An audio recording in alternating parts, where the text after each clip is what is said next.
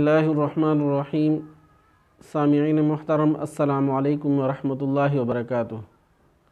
جیسے کہ آپ حضرات کو معلوم ہے کہ ہم نے داڑھوں کے اور دانتوں کے نام مکمل کر دیے، تو میں نے بتایا تھا کہ کہاں سے کہاں تک زبان کا ایک حصہ اس کا کیا نام ہے، تو آج ہم وہ بھی بتائیں گے، اور ساتھ ساتھ لام، نون اور را کا مخرج جو ہے ان میں جو تھوڑا سا فرق ہے وہ بھی میں آپ کو بتاؤں گا۔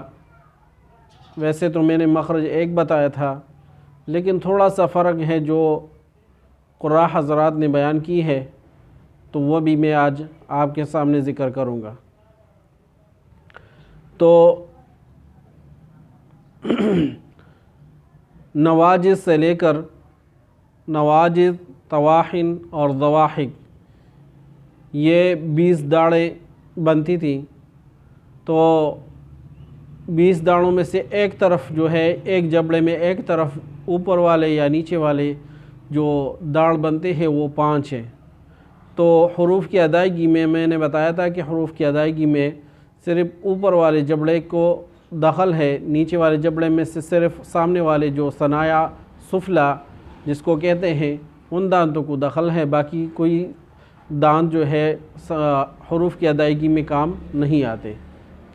تو ان میں سے نواجذ، طواحن اور ضواحک اوپر والے جبڑے میں سے ایک طرف یا دوسری طرف جب ان کے برابر زبان جو آدمی تالو کے ساتھ لگا لے، مکمل زبان اور منہ بند کر دے، تو نواجذ سے لے کر ضواحک تک جو 5 داڑھیں ہیں، تو ان کے سامنے جو زبان آ رہی ہے، یہ مکمل یہ جو 5 داڑھیں ہیں ان کے سامنے جو زبان آئی، اس کو کہتے ہیں حافہ لسان، یعنی کروٹ۔ حافہ کہتے ہیں کروٹ کو، تو یعنی زبان کی کروٹ، تو اس کو کیا کہتے ہیں؟ حافہ لسان نام دیتے ہیں۔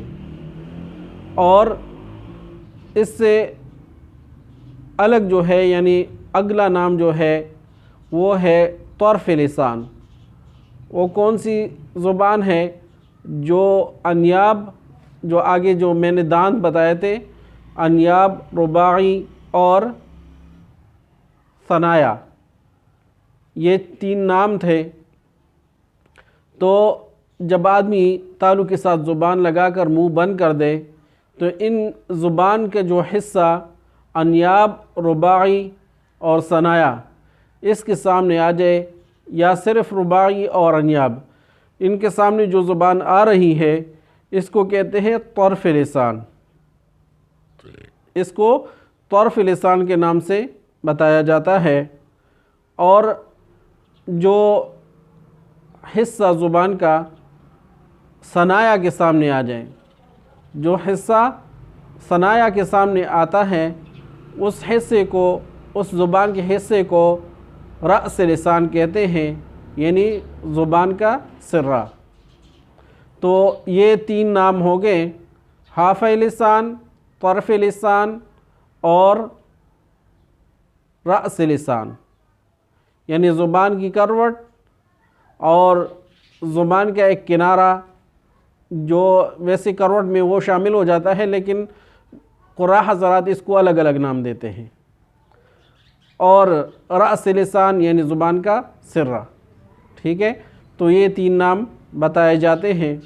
تو اس میں سے میں نے بتایا تھا کہ اس کو حروف کی ادائیگی میں دخل ہے، تو اس وجہ سے میں نے جو سب سے پہلے دانتوں کے اور داڑھوں کے نام بتائے، اور پھر اس کے بعد زبان کا جو حصہ جو داڑھوں کے سامنے یا دانتوں کے سامنے آتا ہے، اس کو کیا نام دیتے ہیں، تو اس حصے کو جو نام تھے وہ میں نے آپ کو بتا دیے۔ اب اس کے بعد جو ہے، میں نے آپ کو لام، نون، را کا مخرج بتایا تھا کہ ضواحک سے لے کر ثنایا تک جو حصہ زبان کا یہ مسوڑوں کے ساتھ لگ جاتا ہے، تو اس سے لام، نون، را ادا ہوتے ہیں۔ لیکن اس میں تھوڑا سا فرق ہے۔ تھوڑا سا فرق یہ ہے کہ لام کی ادائیگی میں حافہ لسان کو کچھ دخل ہیں تھوڑا سا، یعنی جو زبان ضواحک کے سامنے آ جائے تھوڑا سا، تو وہ بھی وہاں سے لے کر ثنایا تک، یعنی ضواحک کے مسوڑوں سے لے کر کچھ زبان جو ضواحک کے مسوڑوں کے ساتھ بھی لگ جاتی ہیں، تو وہاں سے لے کر ثنایا تک، انیاب، رباعی اور ثنایا، ان کے مسوڑوں سے جب زبان کے طرف لسان اور رأس لسان یعنی یہ جب مکمل لگ جاتی ہیں تو اس سے لام ادا ہوتا ہے۔ کیا؟ لام اس سے ادا ہوتا ہے۔ اور نون جو ہے، نون طرف لسان سے یعنی رباعی اور انیاب اور ثنایا، رباعی، انیاب، ان کے سامنے جو زبان یہ لگ جاتی ہے ان کے مسوڑوں سے، تو وہاں سے نون ادا ہوتا ہے۔ ٹھیک ہے، یہ لام اور نون میں یہ فرق ہو گیا۔ اور را جو ہے اس سے تھوڑا سا الگ ہے، یعنی نون اور را میں جو تھوڑا سا فرق ہے، ویسے باقی مخرج ایک ہی ہے، لیکن تھوڑا سا فرق یہ ہے کہ اس را کی ادائیگی میں یعنی زبان کی پشت کو بھی تھوڑا سا دخل ہے۔ زبان کی پشت جو ہے وہ تھوڑی سی زبان کی پشت جو ہے وہ بھی را کی ادائیگی میں آتی ہیں۔